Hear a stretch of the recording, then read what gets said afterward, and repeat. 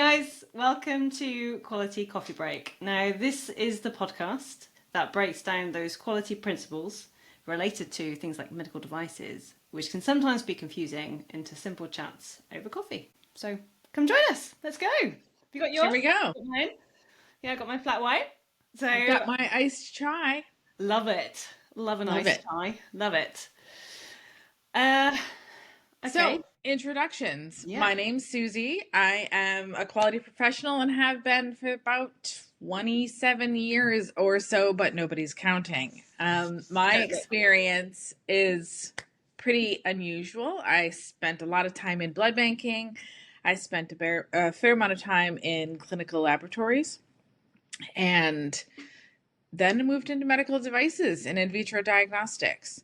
So, kind of a varied background of regulated industry, but they all have the same principles, very transferable skills and concepts from one industry to the next. So, hoping that this podcast can help new people in the field feel confident as they move forward through the industries. Yeah, right. Because that's just really important, isn't it? Because I think sometimes people just don't get that support and mentorship, and we've previously spoken about that before, like Right. how important that is. Yeah, so from my side, hi guys, my name's Amy. I've been in the quality profession for, I'll just say, over 10 years. I really I really enjoy what I do. So I've worked in medical devices, in vitro diagnostics, pharmaceuticals, ranging from, working from QC labs to yeah, just moving to sort of more desk-based quality assurance and regulatory affairs. So really enjoying what I'm doing. I specialize in more of a smaller company, and I know Suzy specializes more in a larger company. So what we're really hoping to do is to give you an insight from like both sides of the spectrum. So yeah, I'm really excited to be finally doing this. Yeah. In our first episode, we want to talk about, what do you do now? Let's just say that you are newly in a role of importance or in quality assurance, maybe in a small organization where you don't have a lot of people you can draw on for resource and support. So where do you start? Amy, where do you start? Well, I think the first thing to do is just not to panic, because it can be like really overwhelming, can't it? Like you start in a new company, Mm-hmm. you're thinking, oh gosh, like I really need to sort of impress. So, what is the first thing that you do? So yeah, my word of advice is to not panic. So in terms of like what does that look like? First and foremost, like I really believe having a nice relationship with your colleagues. Like that's got to be like Huge, it's got to be the first thing you do. huge. And the thing I think that maybe persists throughout your career. Like this Mm. is not, it's not a one and done, but you are constantly nurturing those relationships. Absolutely, Yeah. absolutely. Because I Yeah. think over like my career, like I've seen some people do it really well. Mm-hmm. They've got this really quality. Have got this really lush relationship with all the different departments, and then they're more of a coach, right? So they coach, Mm-hmm. and Yeah. then I've seen Yeah. it done really badly, and I've seen quality act like the police. That's right. And nobody likes that. And it doesn't, like, it's not a successful relationship. It's not like there's so much animosity usually. Like it's just a lot of resistance. Always found it better to engage with people as partners and collaborators, and like really I want to help our operational friends accomplish their objectives in a compliant manner. I mean, that's it. Yeah, absolutely. I couldn't agree more. And so when you first start at a new company, which is why you need to, establish those relationships with people, see what input they've got into the quality system that may be formed, it may be forming, it may be nothing. So have people had like previous experience with it? Have they got any ideas that, would be beneficial to build in towards, the quality system that ultimately you are going to be responsible for? So yeah, just like having that relationship with everybody, see what they like, see what they don't like. That's It's right. really important, really I important. agree. I agree. The next thing I think is really important is trying to understand the product that your company is manufacturing or selling or creating in as much technical detail as you can. I mean, I know that we're quality professionals. We're not generally also chemists or biomedical engineers or physicists or mechanical engineers or whatever the thing might be. But hopefully you've brought your education and experience to the table as well. So understand it as much as possible from front to back. So, and this is going to help you throughout your time with the company, investigating issues, considering risk assessment, like identifying impact to patients or users or whoever might be using it. Understand as much as your knowledge allows, I'd say. Yeah, I completely agree with that. As well as that you're going to be able to understand like what clauses of 1345 are applicable to your organization. So are you just providing services?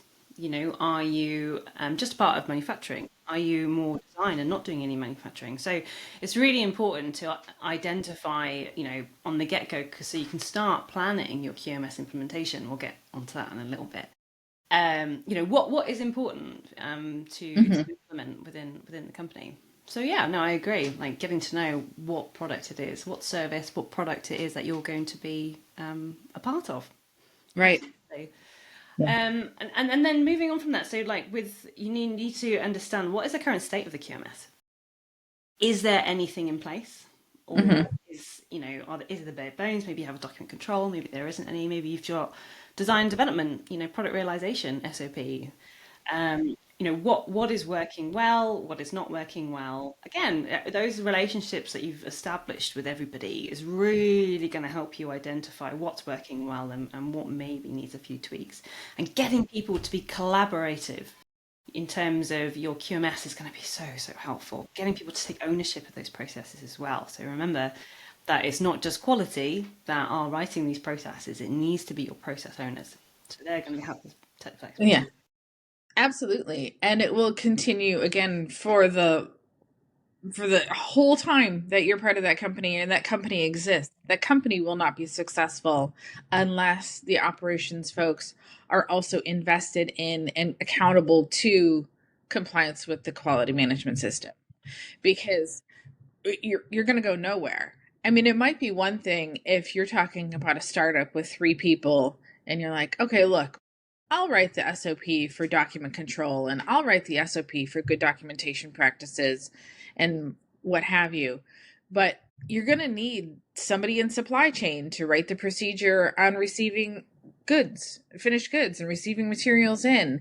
And you're going to need them to be accountable to that for the duration.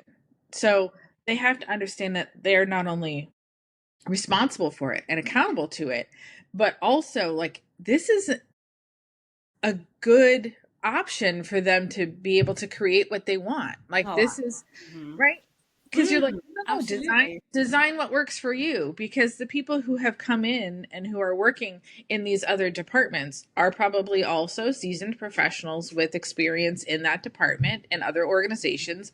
And so they need, so they have ideas. They know what didn't work in the past or what they really, what has tripped them up or what they really liked about certain processes they've used in the past. So they need to write it, and they get to write it. They get, Hmm. and Hmm. they also in the future get to modify it when it no longer serves its purpose for them. Like, Absolutely. you Yeah. own it. Yeah, absolutely.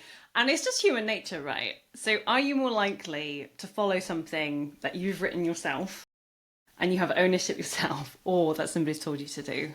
Right. You know, it's just I feel like it's just human nature. So yeah, agree with that 100%. Agree. And I think that's a really good start. Those things, and not panicking, developing your relationships, working on your current state, understanding the current state, understanding your product or service that your organization is working on. That's a really great base. And I think that's probably like a few weeks worth of time.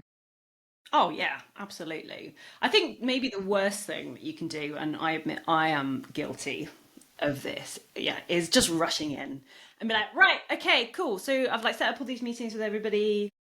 Right, so I'm gonna write this, and then you're just trying to like tick things off the list without maybe just taking a little step back. Right. taking a breath and Yes. being like, okay, so what do we need first? And I think it's really important to be able to meet people where they are. Mm-hmm. Yeah. Where are you in this organization? Like Amy mentioned earlier, are you at the very beginning of a startup? Is this a really small organization?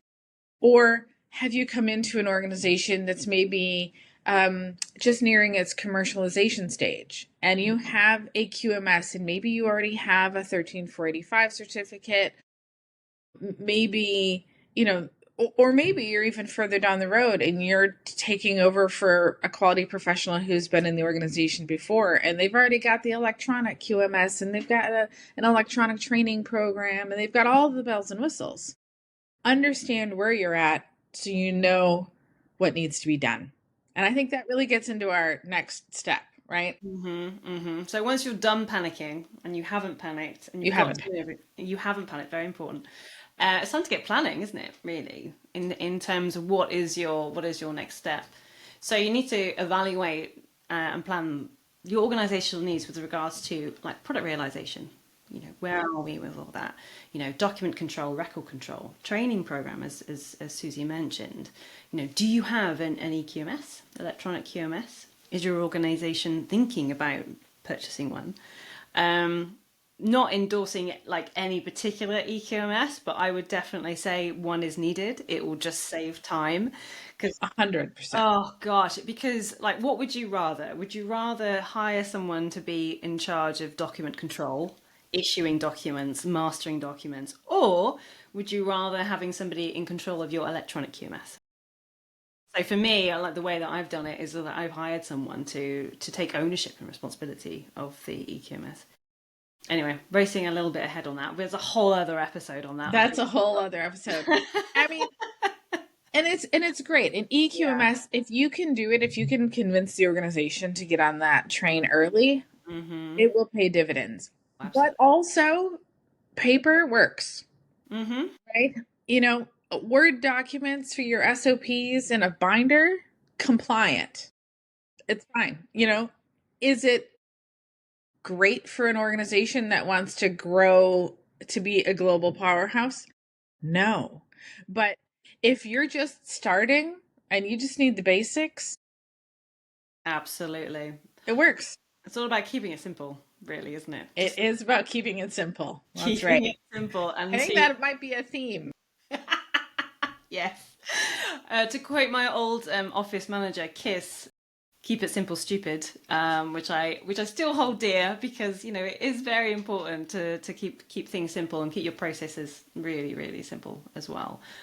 Um, so yeah, so in terms of where you're at, I mean, it's if you're at a small startup, it is or a startup company, it is likely that you're not going to have 1345 certification. It is likely that you're sort of like early to mid stage in terms of your product realization. So where is certification on the company's radar? Like when do you need it? And then it's like from that point you can start sort of planning backwards, and you can also relate it to your product realization stage. And this is something that we're doing at my company in terms of rolling out the QMS in line with the needs of design and development. So Yeah. yeah. Yeah. You don't write your post market surveillance procedure first, Oh God, could you imagine? right? I mean, let's get to market before we Yeah. worry about post market. Well, yeah, precisely, precisely that. Yeah. I mean, to begin with, I would always recommend starting off with document and records control and training. Done. Absolutely. It's the most fundamental of the systems. Like, how are you going to create your documents? How are you going to record the work that you do and maintain it for posterity? And how are you going to demonstrate that people were Oh, suitably trained to do it? oh yeah, Bare absolutely. minimum. Bare minimum. And I want to say it's easy, but I would say that document control and records are easy. You just need a template and, some basic rules. I think training is the probably most challenging. And this is where I think it's also a system that has to evolve with the maturity of the organization. Because day one, yeah, it's going to be on paper. Just write it down. Yep, I read it. Just sign the SOP, whatever you need to do. But that know that that will not carry you far. Yeah, And absolutely. the requirements of 13485 and the FDA, if you're going to market in the US, um, that will not satisfy it for long. But Yeah, it's a great start. it absolutely is, because obviously there's the clause of verification of the effectiveness of training, isn't there? So, There is. your system is going to have to evolve, with that. But in order to know whether it's been effective, you're going to need data, right, to see whether it has been effective or not. Again, I think we can have a whole episode on training. There's so much to go in here. There's such easy findings, isn't it? Such Um, easy findings. And, but oh also, gosh, I think a really difficult thing to audit, frankly, because it's easy, and this is a sidebar. Apologize, sidebar, viewer, for the sidebar. But love it. it's really easy to see, oh, okay, I saw you doing X. I am going to look at your training for X. And if that's a thing you do every day or every week, easy peasy.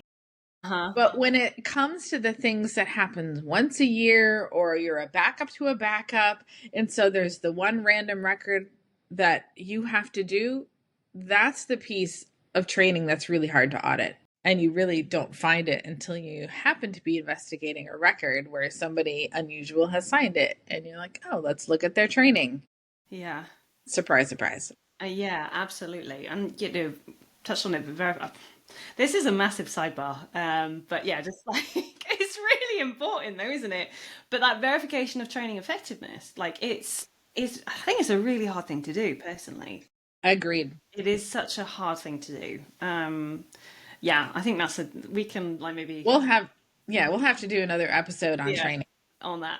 Anyway, so you're planning the rollout of your QMS, just to kind of bring us back, because we'll just go off on a little tangent there. But it's also understanding what resources and responsibilities that you've got allocated, in your department. So quality, obviously we're hand in hand with everybody, but I think personally very closely with regulatory affairs, clinical affairs as well. You know, That's right. so do you have like those positions fulfilled? Is it going to be a consultant that you need to maybe, hire? If you do have a consultant you're going to need to hire, how are you going to know that there's the right person? I mean, that's kind of going into training again. So sidebar for the next episode in terms of all of that. But yeah, so, who are you going to be dealing with the most in terms of like regulatory affairs, clinical affairs, are they internal? Are they external?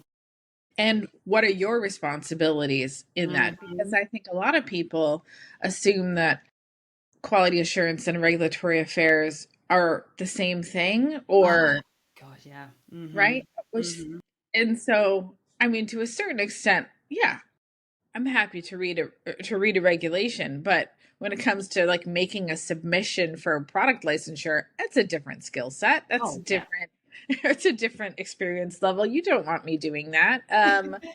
If I've just started, like that's not the person. I'm not the person. If I've just started with you, and I have 5 years of experience in quality assurance, you're not the person for doing any kinds of submission. That takes a different professional, and maybe your organization can hire that if you have a lot of products in the pipeline and you think you've got enough work to keep a full-time person busy with it. Great. Otherwise, there are lots of consultants out there who do just that, and for like temporary assignments. Yeah, no, absolutely. And I know a few good ones as well that I've used in the past. And then also, depending on where your product is in its life cycle, you could be working on clinical trials or performance evaluation studies or those kinds of things. And that takes some real specialized knowledge and experience as well. And you will want to partner with them. Oh yeah, and like absolutely. I think having you need to have special relationships with everybody within your company, but I think regulatory. Oh, that it just goes hand in hand, and it kind of explains why you have a lot of quality professionals that take up the QARA role. Like Mhm. for myself, like I'm both QA and RA because they just work hand in hand. Find that they're very sort of like similar departments. Very, very important to have those good relationships there. So once you've planned everything, you've got your quality plan, you know you where you are in terms of your product realization. You're like, okay, so when we get here, we want all of these documents. You've ironed out your roles and responsibilities. Like, what do you actually start doing then? You start Yeah. working, You right? start working, You right? start Step three. working. We're Yeah. going to start. We're just going to, what's the best way to eat an elephant? One bite at a time. Yeah, I exactly. mean, I'm a vegetarian. I don't advocate eating elephants. However, if one were to eat an elephant, I imagine you would just want to do that one bite at a time. So you just got to start. Yeah, absolutely, absolutely. So when we were talking about you forming those relationships with everybody at the start, what SOPs, what work instructions can they help you write? Hmm. What should they be responsible for? Now, bearing in mind that they're going to be responsible for these areas, but they might not have the skill set required to write a clear SOP. You know, Hmm. SOPs. Oh my goodness, I've written. I'm sorry, excuse me. I've read, not written. I've read some in the past, and they are overly wordy, overly Oh, complex. yes. Hmm. Oh my gosh! And I've seen some which are just a simple flowchart. Yeah. And I think there's a happy medium. Mm-hmm. Um, I think that the overly wordy ones get you in trouble because I Mm-hmm. find, in my experience, they have been overly specific that have just led to more corrective actions in the future because they'll say, okay, the use the measuring tool that's in the right hand drawer of the desk and it's you know and you're like, well, that's not the point. What you need is a measuring tool. And maybe there's multiple that can be used. It doesn't have to be this particular one. And don't say, like, use instrument 1, 2, 3 to do this task Yeah. when potentially in the future you're going to have maybe Well, 4 different options. yeah. So, using that as a really good example, perhaps you just want to say use a calibrated and Yes. maintained. There we go. Yes. And then, all you would have to do then is write down, the equipment number, which I imagine that they're going to have on the record, and then there's your traceability there. So yeah, no, it is all about just making sure that they're not overly specific. I call them suitably woolly. So you start writing your suitably woolly SOP, which will be, very useful for people. But yeah, you don't want to be too specific that you just tie yourselves up in knots because you can't possibly think of everything, when you're writing your SOPs. This is No. Section 8 exists, right? Section 8 of 13.5, because you're not going to get it right first time every time. No. And I like to think about SOPs in sort of two ways. One, to meet the requirement of the standards, obviously, and have defined processes for all the work that we do. But I find what drives my decision making on SOPs on a daily basis is more about its utility for an employee. Like Hmm. an employee deserves to have clear instructions on how to do their job correctly and Yeah. effectively. Yeah, absolutely. I could not agree more. And the way that the hierarchy of your QMS, right? So you have like your policies and your quality manual, which is going to be really good to get that like architecture of how your QMS is set up. Now, I think there's loads of ways that you can do this, but for me, the way that we've done it is like how your SOP is essentially how you are following the standard. So how you've implemented that, and where necessary. So those key instructions used for workers, used for operators, expand on them in work instructions. Have those like kind of like step by step details, especially if you're using like computer systems. I find like if you have like a screenshot, you can pop lots of like sort of screenshots and to make them, specific to kind of what you're, where you want to provide a bit more detail about. But you're not going to need them for everything. Just kind of where your SOP needs to be a bit more vague. Yeah, I mean, I've seen a lot of different styles of SOP hierarchies as well. I've seen things like you have maybe within a system, you have a higher level document that says, this is the broad view of what's happening from A to Z. And then you have work instructions underneath it that says, okay, this is the section from A to D, and we're going to talk about this part of it. And then maybe there's supplemental job aids and tools and what have you. Um, And I think that can work. And it's also a lot of extra documents. So I also think this is one of those areas of evolution and understanding where your organization is and what it needs at the time. Because to your point earlier, Amy, you've seen SOPs that are a simple flowchart. And really, that could be a really basic good start. If you don't have anything, the least you can do is a flowchart, Yeah, right? And absolutely. maybe that's fine for now. And then you're going to be like, you know what, my people need a bit more instruction, and so I'm going to build this out into an SOP, and I'm going to build that out into other tools. It can be an evolution, and you don't have to do it. You don't have to do everything right at the beginning. Yeah, absolutely. Which is where the next step comes in, right? So you've implemented you've as much as you can, and now you need to you're reviewing. Yes, and now you're reviewing your work. So you're reviewing how well is it done. You know, That's right. do we need to expand on certain areas that we've included within our QMS? Do we need more documents? We need less documents. Sometimes you can maybe have too much too soon. So Mm-hmm. yeah, like I said, this is why Section 8 exists. I think sometimes there is this like huge pressure to get things right the first time. But like it's never I remember. So I worked somewhere. It shall remain nameless, obviously. And there was this like these posters out everywhere, and it was like quality first time, right first time every time. And I was just like, well, that's not what quality is. I strongly disagree with that as what quality is. I mean, that's the that's the Yeah. theme, but Yeah. this is why we've got CAPAs. This is why we've got change controls and everything like that, because it is that sort of that improvement where you need it. It's a very iterative life cycle.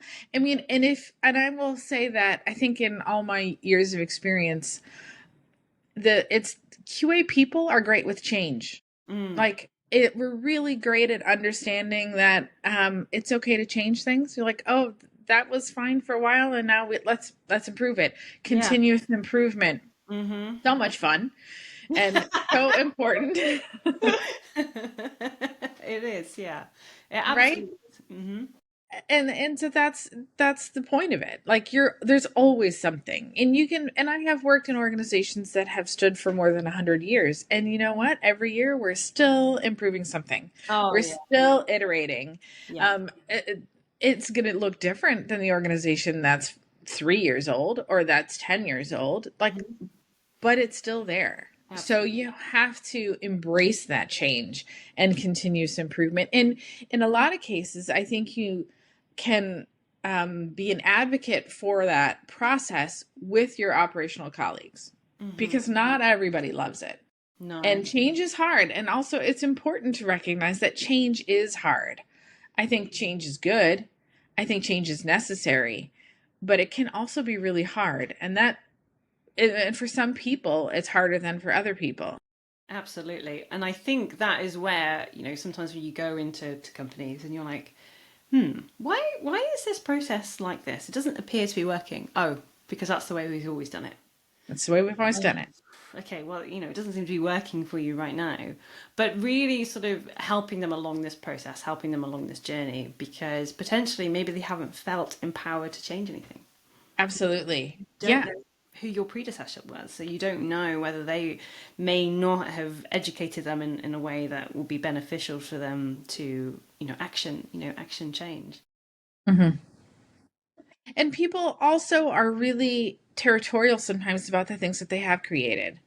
So I've been involved in organizations where there was an acquisition.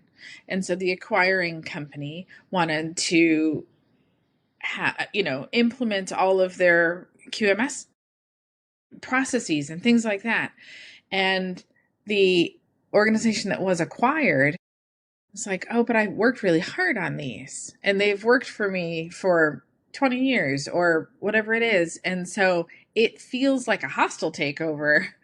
And I think it's helpful to be mindful of what the impact these changes have on the people who are responsible for them, not just on like their workload perspective, but there may very well be an emotional response to that as Oh well. yeah, absolutely. Yeah, absolutely. You know, helping people through that and not and educating them be their mentor as well. I really think that that is such a key thing in terms of what quality professionals need to be.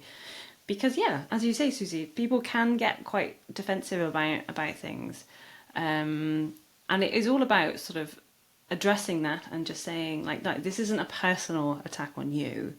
You know, how would you feel about this? You know, what is your input in terms of this? What do you think about this? And really getting them involved in the process, like understanding that, you know, this isn't a personal attack on them. This is you trying to help them and enable them to grow and develop their processes so they're better and they work for everybody.